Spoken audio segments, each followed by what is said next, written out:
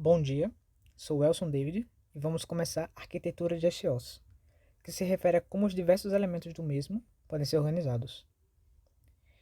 Primeiramente, temos o sistema monolítico.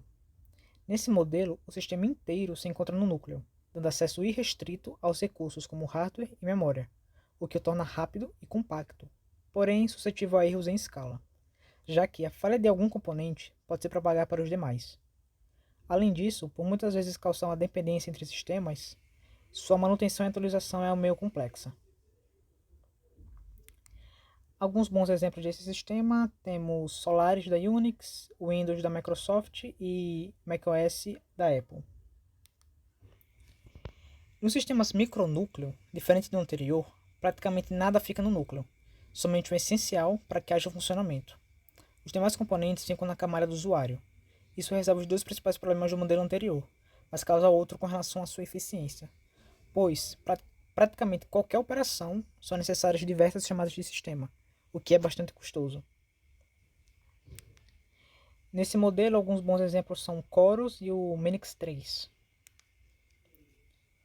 Em seguida, com o sistema de camadas, nós temos algumas camadas que escalam em nível de abstração dos recursos e sua gerência, além do nível de privilégio a esses recursos, onde na camada inferior temos a camada com hardware, que tem acesso irrestrito, e na superior a interface para as aplicações com acesso bem mais limitado. Alguns bons exemplos são o Windows 2000 e o Android. Então temos o sistema híbrido. Bem, para tentar resolver o problema de baixíssimo desempenho que o modelo micronúcleo possui, são puxados de volta para o núcleo componentes críticos para o desempenho, o que o torna um sistema híbrido, monolítico mais micronúcleo, melhorando seu desempenho e mantendo um pouco da sua solidez. Alguns sistemas atuais conhecidos desse sistema são o Windows NT e o iOS. Bem, essas foram as arquiteturas clássicas. O que nós chamamos de arquitetura mais avançadas tem a ver com virtualização dos recursos. Primeiramente temos a máquina virtual. Esse é um conceito composto de três componentes principais, onde, utilizando os recursos de uma máquina hospedeira, seja DSO ou hardware, uma camada de virtualização, o hipervisor, constrói um sistema virtual, o que permite, por exemplo, que em sua máquina Linux rode o sistema Windows. Sobre os hipervisores, podemos classificá-los em hipervisores de aplicação, que suportam a aplicação da linguagem específica, por exemplo, o JVM do Java, e os hipervisores de sistema, que suportam um SO convidado e suas aplicações. Ele pode ser nativo, virtualizando diretamente o hardware, ou convidado, executando sobre um SO. Aqui um exemplo.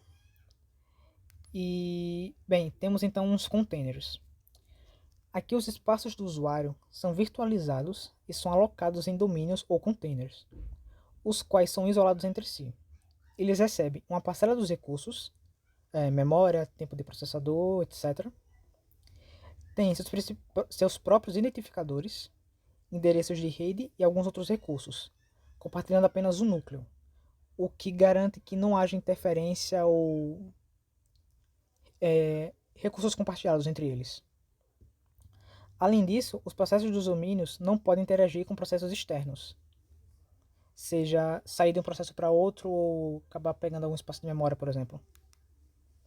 Aqui, mais uma vez, um exemplo, onde temos o domínio 0 e o domínio geral, e o domínio 1, 2 e 3 que não conseguem comunicação com o outro. Em seguida, sistema isonúcleo.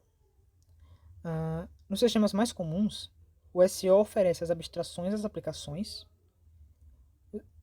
e isso implica que as abstrações elas devem ser genéricas para atender o maior número possível das próprias aplicações, o que pode prejudicar sistemas muito específicos, como sistemas de web.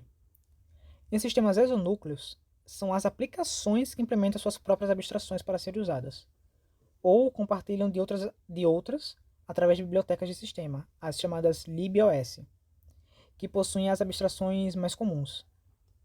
Nesse caso, o único papel do SO seria oferecer o recurso, mas não abstrair para que as aplicações possam usá-las. Aqui um exemplo.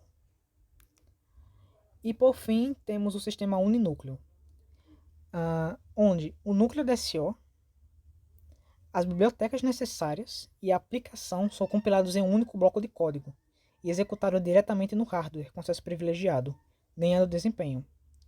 Modelo esse que é ideal para serviços isolados e sistemas de nuvem, ao ponto de ser o mais forte dessa abordagem da arquitetura. Bem, é isso.